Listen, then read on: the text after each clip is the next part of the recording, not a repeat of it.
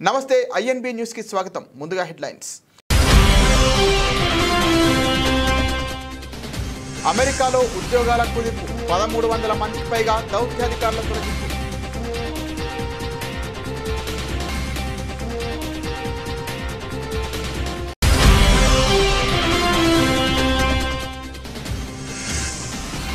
కుర్చీ పొందడం అంత ఈజీ కాదు, వచ్చిన అవకాశాన్ని వదులుకోకండి. డీకే శివకుమార్.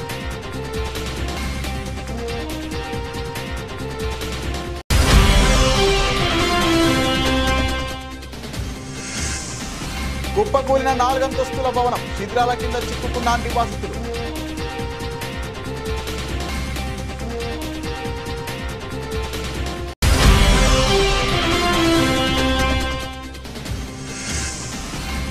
రోహిత్ చట్టాన్ని అమలు చేస్తాం, ఢిల్లీలో మీడియాతో బట్టి విక్రమార్క.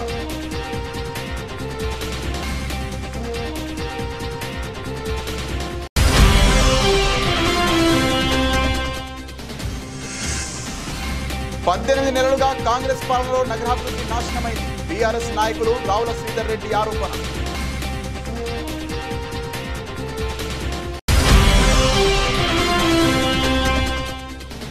ఏపీ రాజకీయాల్లో హాట్ టాపిక్ గా మారిన రప్ప రప్ప డైలాగ్. రప్ప రప్ప అంటూ వేలంబెర్రిగా మాట్లాడొద్దన్న పేర్ని నాని.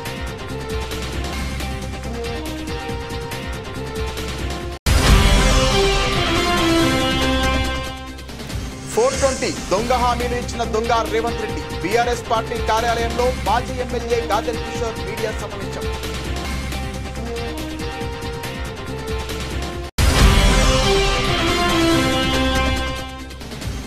కాకునూరు గ్రామంలో గృహలక్ష్మి పథకాన్ని వెంటనే ఇవ్వాలని డిమాండ్. పోస్ట్ కార్డు ఉద్యమాన్ని ప్రారంభించారు MLC Kalvakuntla Kavitha.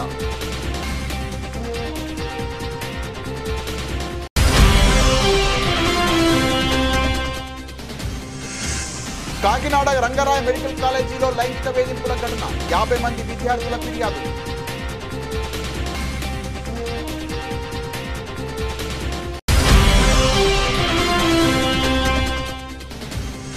IT, auto, energy షేర్లలో భారీ అమ్మకాల ఒత్తిడి. కార్పొరేట్ ఫలితాల సీజన్ కు ఐటీ దిగ్గజం టీసీఎస్ నిరుత్సాహపూరితమైన ప్రారంభం.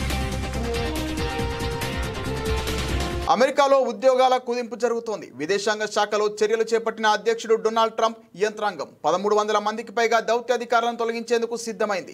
ఆ జాబితాలో 1107 మంది సివిల్ సర్వెంట్లు, స్థానికంగా పనిచేస్తున్న 246 మంది దౌత్యవేత్తలు ఉన్నట్లు తెలుస్తోంది. వారందరికీ లే ఆఫ్ నోటీసుల జారీ మొదలైనట్లు సంబంధిత వర్గాలు తెలిపాయి. నోటీసులు అందుకున్న దౌత్యవేత్తలు, సివిల్ సర్వెంట్లను 120 రోజుల పాటు సెలవుల్లో ఉంచనున్నారని, ఆ తర్వాత అధికారికంగా ఉద్యోగం నుంచి తొలగిస్తారని తెలిసింది. వారిలో చాలా మందికి 60 రోజుల సమయం మాత్రమే ఇచ్చినట్లు సమాచారం. శాఖల పునర్వ్యవస్థీకరణలో భాగంగా దౌత్య ప్రాధాన్యాలపై దృష్టి పెట్టామని తాజా నోటీసుల్లో పేర్కొన్నట్లు తెలుస్తోంది. ట్రంప్ యంత్రాంగం ప్రణాళికను అధ్యక్షుడు ట్రంప్, విదేశాంగ మంత్రి మార్కో రూబియోతో పాటు వారి మిత్రపక్షాలు ప్రశంసిస్తున్నప్పటికీ ప్రస్తుత మాజీ దౌత్యవేత్తలు మాత్రం తీవ్రంగా వ్యతిరేకిస్తున్నారు. విదేశాల్లో ఇప్పటికే ఉన్న ముప్పుతో పాటు భవిష్యత్తులో ఎదురయ్యే సవాళ్లను ఎదుర్కొనే సామర్థ్యాన్ని తాజా చర్యలు బలహీనపరుస్తాయని వారు ఆందోళన వ్యక్తం చేశారు. కాగా విదేశాంగ శాఖలో ఉద్యోగాల కోతలను నిలిపివేయాలని కోరుతూ అమెరికన్ ఫారిన్ సర్వీసెస్ అసోసియేషన్ గత నెలలోనే ప్రభుత్వానికి విజ్ఞప్తి చేసింది.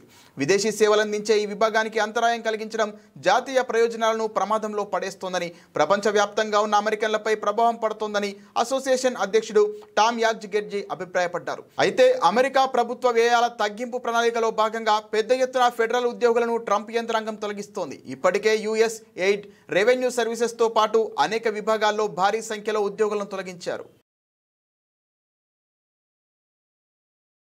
కర్ణాటకలో ముఖ్యమంత్రి మార్పుపై వివాదం కొనసాగుతున్న విషయం తెలిసిందే. ఈ వివాదం వేళ డిప్యూటీ సీఎం డీకే శివకుమార్ కీలక వ్యాఖ్యలు చేశారు. కుర్చీ పొందడం అంత సులభం కాదన్నారు. అవకాశం వచ్చినప్పుడే ఆ కుర్చీలో కూర్చోవాలని వ్యాఖ్యానించారు. శుక్రవారం బెంగళూరు న్యాయవాదుల సంఘం నిర్వహించిన కెంపేగౌడ జయంతి వేడుకల్లో పాల్గొన్న డీకే ఈ సందర్భంగా మాట్లాడారు. ఖాళీ కుర్చీలు అందుబాటులో ఉన్నప్పటికీ అందులో కూర్చొని చాలా మంది న్యాయవాదులను ఇక్కడ నేను చూస్తున్నాను. కానీ మేమందరం మాత్రం ఓ కుర్చీ కోసం తీవ్ర పోరాటాలు చేస్తుంటాం. కుర్చీ పొందడం అంత సులభం కాదు. మీరు అవకాశం వచ్చినప్పుడే ఆ సీట్లో కూర్చోవాలి. వచ్చిన అవకాశాన్ని వదులుకోకూడదు. మీలో చాలా మంది త్యాగపూరితం ఉన్నట్లు అనిపిస్తోంది. మీకు అవకాశం వచ్చినప్పుడే ఉపయోగించుకోండి అంటూ వ్యాఖ్యానించారు. వ్యాఖ్యానించారు. ప్రస్తుతం ఆయన కామెంట్స్ వైరల్ అవుతున్నాయి. కర్ణాటకలో ముఖ్యమంత్రిని కాంగ్రెస్ అధిష్టానం మారుస్తోందని, డిప్యూటీ సీఎం డీకే శివకుమార్ను సీఎంను చేస్తారంటూ విస్తృతంగా ప్రచారం జరుగుతున్న విషయం తెలిసిందే. కర్ణాటకలో నాయకత్వ మార్పు ఉండదని, తానే ముఖ్యమంత్రిగా కొనసాగుతానని స్వయంగా సీఎం సిద్ధరామయ్య స్పష్టం చేసినప్పటికీ దీనిపై చర్చ మాత్రం ఆగడం లేదు. రాష్ట్రంలో 5 ఏళ్ల పాటు పూర్తి కాలం తానే ముఖ్యమంత్రిగా ఉంటానని, డీకేను సీఎం చేయడానికి పదవి నుండి దిగిపోమ్మని అధిష్టానం తనను అడిగినట్టు జరుగుతున్న ప్రచారంలో ఎంత మాత్రం వాస్తవం లేదని స్పష్టం చేశారు. 5 ఏళ్ల పాటు నేనే సీఎంగా ఉంటా, ఈ విషయం నేను ఎప్పుడో స్పష్టం చేశా. జూలై 2న చేసిన ప్రకటనలో కూడా ఇదే విషయం చెప్పా. ఆ రోజు నా పక్కన శివకుమార్ కూడా ఉన్నారని పేర్కొన్నారు. సీఎం పదవిపై డీకే ఆశపడుతున్న విషయంపై ఆయన మాట్లాడుతూ, డీకే కూడా ఈ పదవికి ఆశావహుడే, అందులో ఎలాంటి తప్పు లేదు. ఆయన కూడా ఇదే విషయాన్ని పేర్కొన్నారు. కానీ సీఎం కుర్చీ ప్రస్తుతం ఖాళీ లేదు అని చెప్పారు. కాంగ్రెస్ హైకమాండ్ నుంచి తనకు పూర్తి మద్దతు ఉందని పేర్కొన్నారు. గాంధీలు సహా కాంగ్రెస్ అగ్రనాయకుల పూర్తి మద్దతు తనకు ఉందని, తన మద్దతు లేకుంటే సీఎం పదవిలో కొనసాగి ఉండేవాడిని కాదని సిద్ధరామయ్య తెలిపారు. ఢిల్లీలోని సీలంపూర్ ప్రాంతంలో ఈ ఉదయం 4 అంతస్తుల భవనం కుప్పకూలింది. శిథిలాల కింద చిక్కుకున్న పలువురిని రక్షించేందుకు సహాయక కార్యక్రమాలు కొనసాగుతున్నాయి. ఇప్పటి వరకు 4-4 రక్షించి ఆసుపత్రికి తరలించారు. శిథిలాల కింద ఇంకా పలువురు చిక్కుకొని ఉండవచ్చని అధికారులు చెబుతున్నారు. స్థానికులు కూడా సహాయక కార్యక్రమాల్లో పాలు పంచుకుంటున్నారు. సమాచారం అందుకున్న వెంటనే ఘటనా స్థలానికి చేరుకున్న అగ్నిమాపక సిబ్బంది సహాయక చర్యలు చేపట్టారు. భవనం కుప్పకూలినట్లు ఉదయం 7 గంటలకు ఫోన్ కాల్ వచ్చినట్లు పోలీసులు తెలిపారు. ఉదయం తాను మంచంపై ఉండగా పెద్ద శబ్దం వినిపించిందని, బయటకు వచ్చి చూస్తే ఆ ప్రాంతమంతా దట్టంగా దుమ్ము పేరుకుపోయి ఉందని, అందరూ ఏడుస్తున్నారని ప్రత్యక్ష సాక్షి ఒకరు తెలిపారు. భవనం కూలినప్పుడు అందులో ఎంతమంది ఉన్నారన్న విషయం తెలియరాలేదు. కానీ ఒక కుటుంబంలో 10 మంది ఉంటారని, వారి పరిస్థితి ఏంటో తెలియదని ఆ సాక్షి పేర్కొన్నారు. హైదరాబాద్ సెంట్రల్ యూనివర్సిటీ విద్యార్థి రోహిత్ వేముల చావుకు కారణమైన వ్యక్తులపై చర్యలు తీసుకోకుండా వారికి పదోన్నతులు, ప్రోత్సాహకాలు అందించిన బీజేపీ ప్రభుత్వం దేశ ప్రజలందరికీ క్షమాపణలు చెప్పాలని డిమాండ్ చేశారు. శుక్రవారం ఆయన ఢిల్లీలోని ఏఐసీసీ కేంద్ర కార్యాలయం ఇందిరాభవన్లో AICC SC wing chairman Rajendra Pal గౌతమ్తో కలిసి మీడియాతో మాట్లాడారు. ఆనాడు పోలీసులపై ఒత్తిడి తెచ్చి కేసు నమోదు చేయించిన నాటి ఎమ్మెల్సీ రామచంద్రరావును బీజేపీ తెలంగాణ రాష్ట్ర అధ్యక్షుడిగా నియమించారని, రోహిత్ ఆత్మహత్యకు ప్రధాన కారకుడిగా భావిస్తున్న సుశీల్ కుమార్ను ఢిల్లీలో అసిస్టెంట్ ప్రొఫెసర్గా నియమించారని విమర్శించారు. రాహుల్ గాంధీ చెప్పినట్టుగానే రోహిత్ వేముల చట్టాన్ని త్వరలో తెలంగాణ ప్రభుత్వం తీసుకొస్తోందని డిప్యూటీ సీఎం మల్లు భట్టి విక్రమార్క తెలిపారు.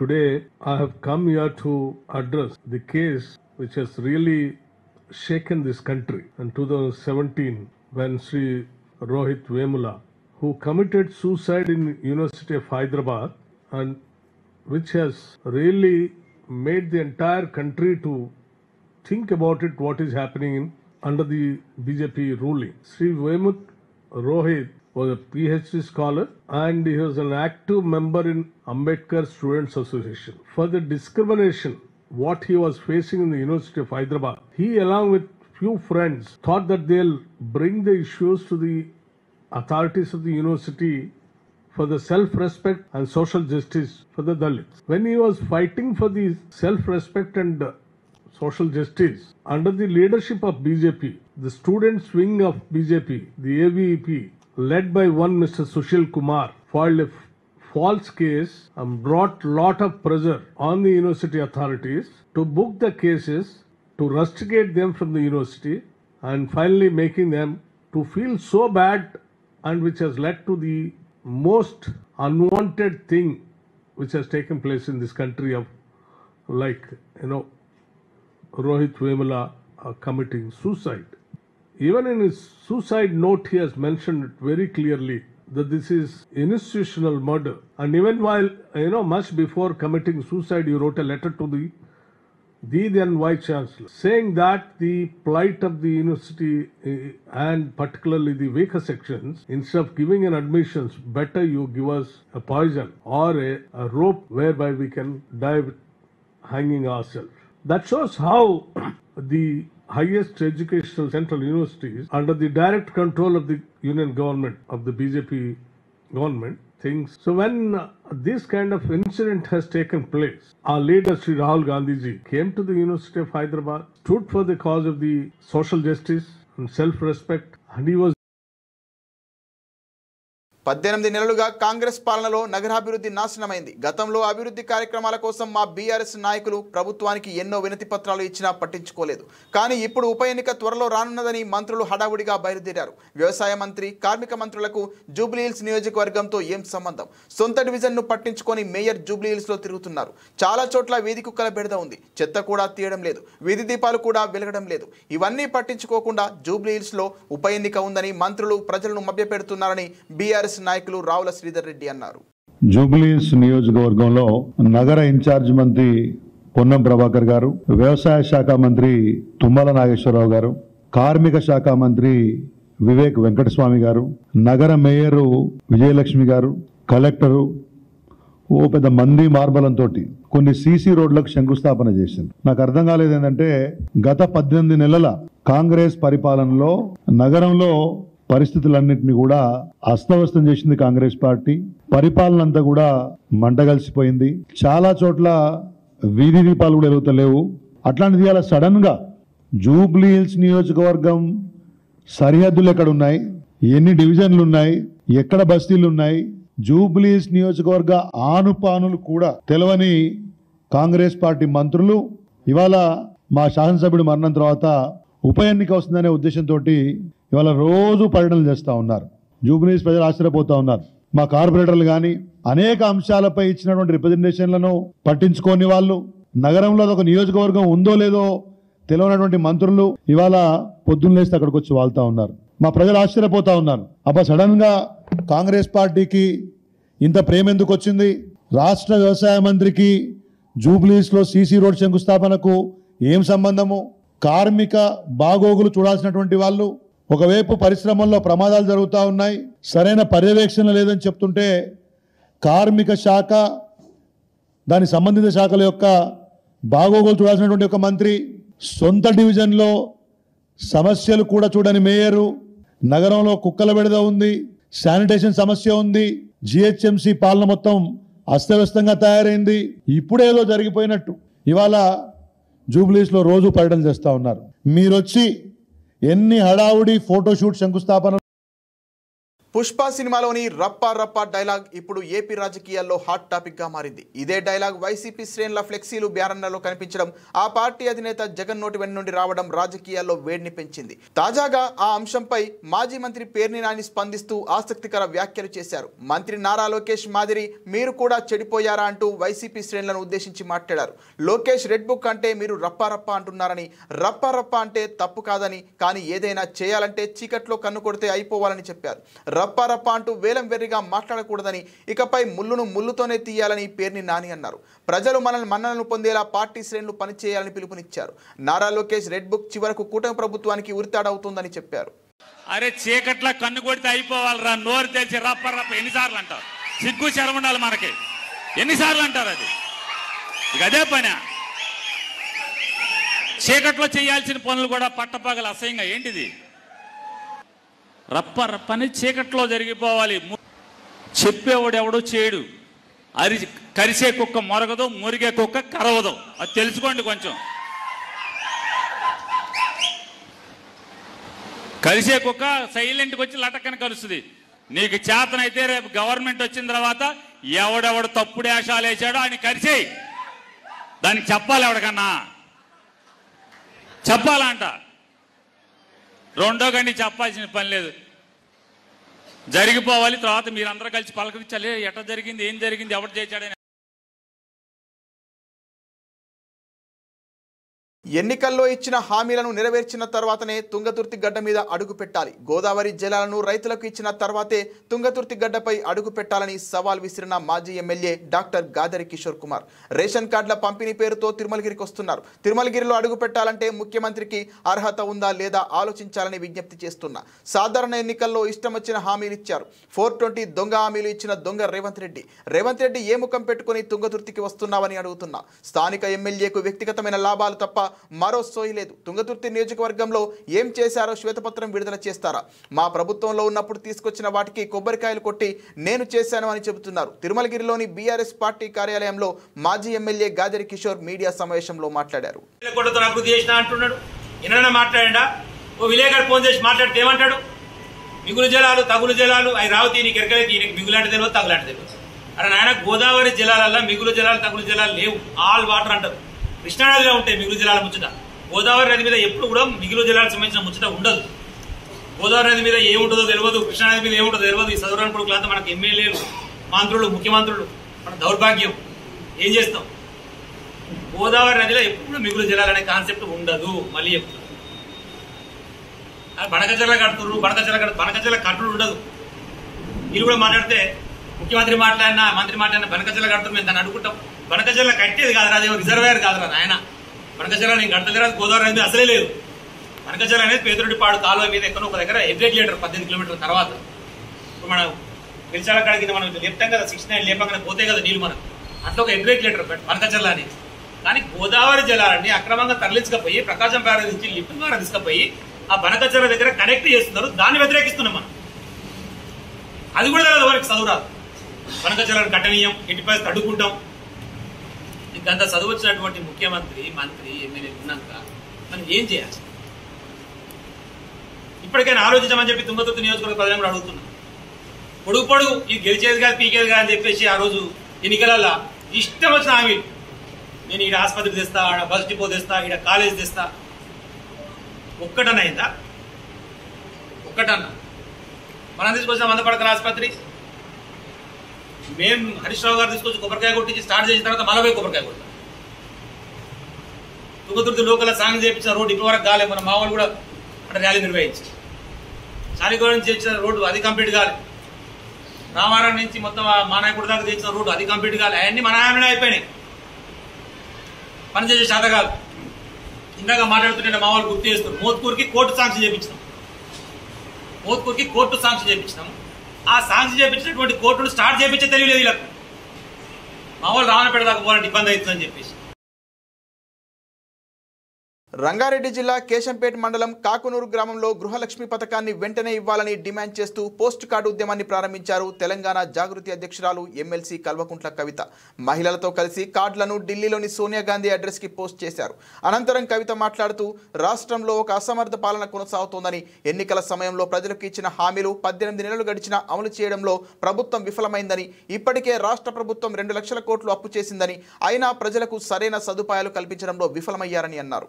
ముఖ్యమంత్రి రేవంత్ రెడ్డి తెలంగాణలో తక్కువ, ఢిల్లీలో ఎక్కువ ఉంటారని ఎద్దేవా చేశారు. ఫ్రీ బస్ పేరుతో గ్రామాలకు వచ్చే బస్సుల సంఖ్యను తగ్గించడంతో మహిళలు ఎంతో ఇబ్బందులు ఎదుర్కొంటున్నారని, వెంటనే బస్సుల సంఖ్య పెంచాలని డిమాండ్ చేశారు. రానున్న స్థానిక సంస్థల ఎన్నికల్లో కాంగ్రెస్ కు వ్యతిరేకంగా ఓటు వేయాలని ప్రజలకు సూచించారు. బీసీలకు ఎన్నికల్లో 42% రిజర్వేషన్ కల్పిస్తూ కేబినెట్లో నిర్ణయం తీసుకోవడం ముమ్మాటికి తెలంగాణ జాగృతి విజయమే అని కవిత అన్నారు.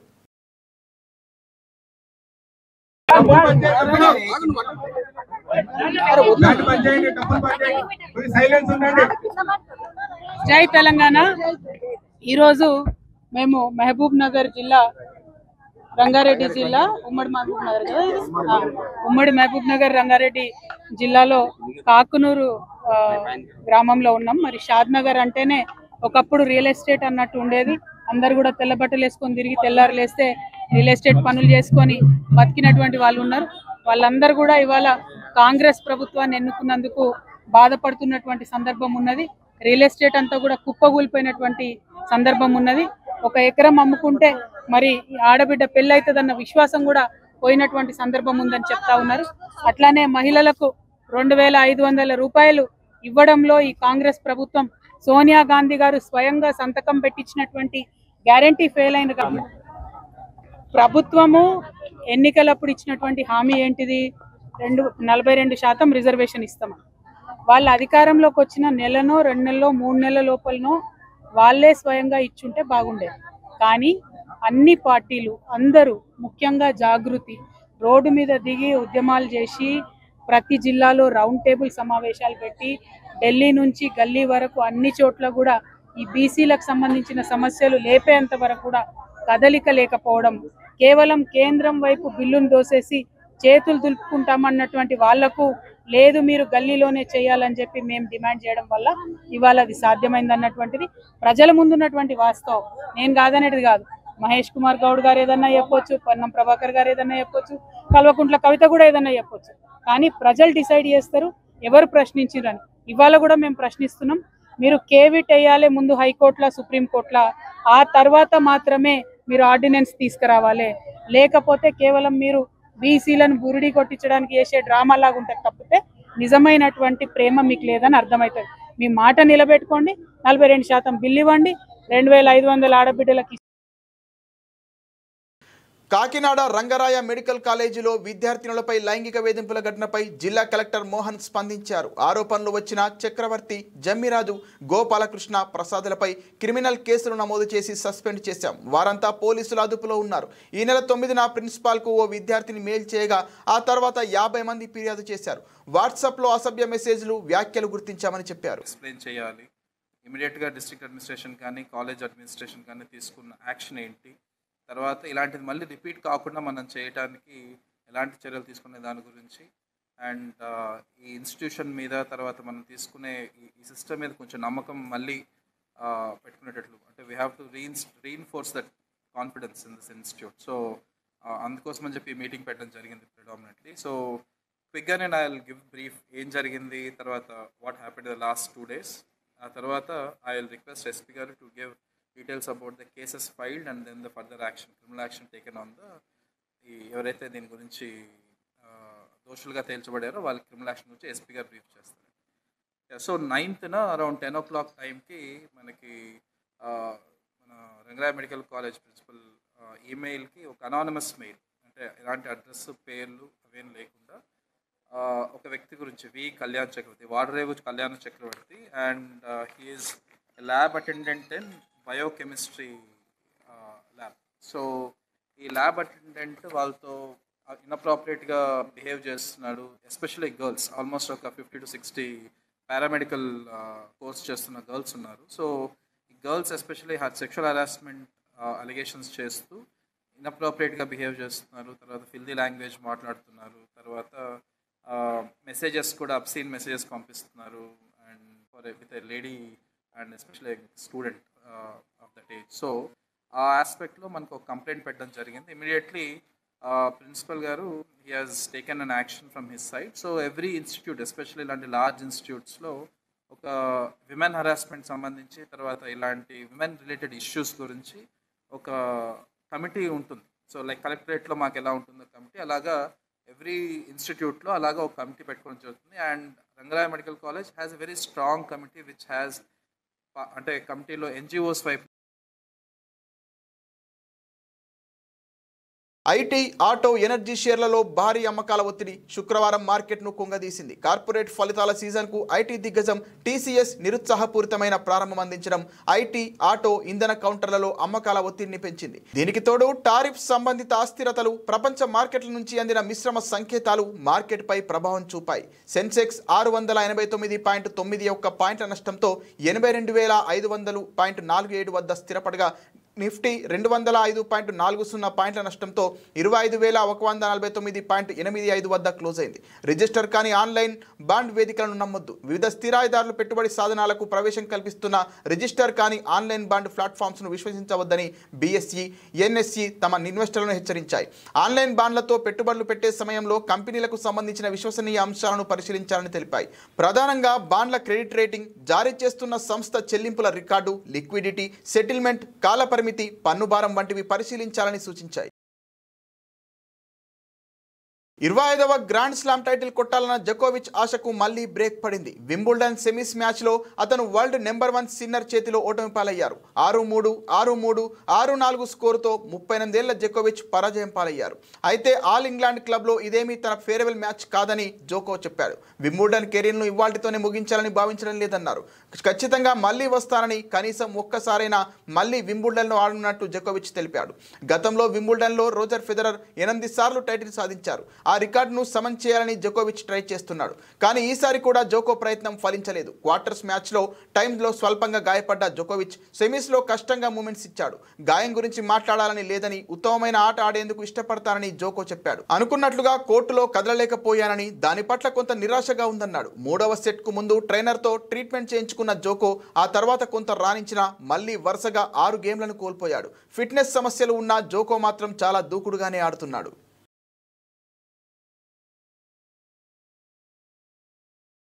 బులెటిన్ ముగించే ముందు హెడ్లైన్స్ మరోసారి. అమెరికాలో ఉద్యోగాల కుదింపు 1300 మందికి పైగా దౌత్యాధికారుల తొలగింపు.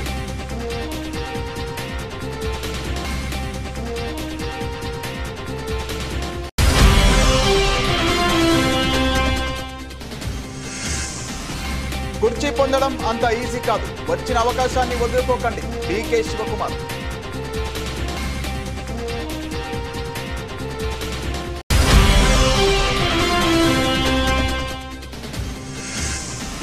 కుప్పకూలిన 4 అంతస్తుల భవనం, శిథిలాల కింద చిక్కుకున్న నివాసితులు.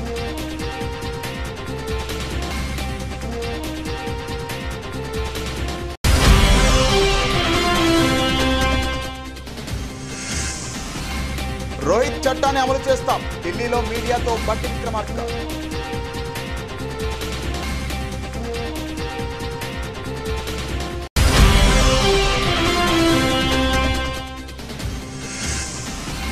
పద్దెనిమిది నెలలుగా కాంగ్రెస్ పాలనలో నగరాభివృద్ధి నాశనమైంది. బీఆర్ఎస్ నాయకులు రావుల శ్రీధర్ రెడ్డి ఆరోపణ.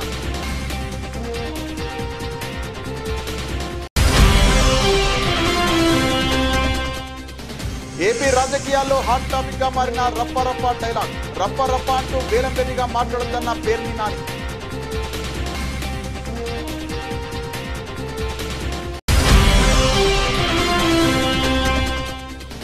420 దొంగ హామీలు ఇచ్చిన దొంగ రేవంత్ రెడ్డి. బీఆర్ఎస్ పార్టీ కార్యాలయంలో మాజీ ఎమ్మెల్యే గాజరి కిషోర్ మీడియా సమావేశం.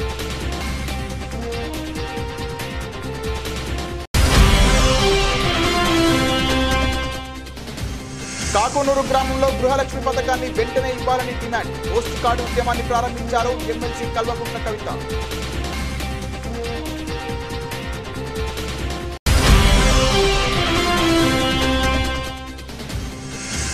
కాకినాడ రంగరాయ మెడికల్ కాలేజీలో లైంగిక వేధింపుల ఘటన. 50 మంది విద్యార్థుల ఫిర్యాదు.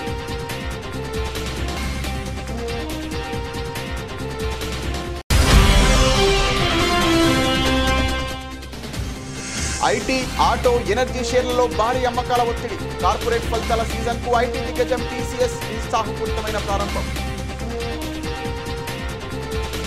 ఇది వాటి బులెటిన్. మరిన్ని వార్తల సమాహారంతో మళ్ళీ కలుద్దాం.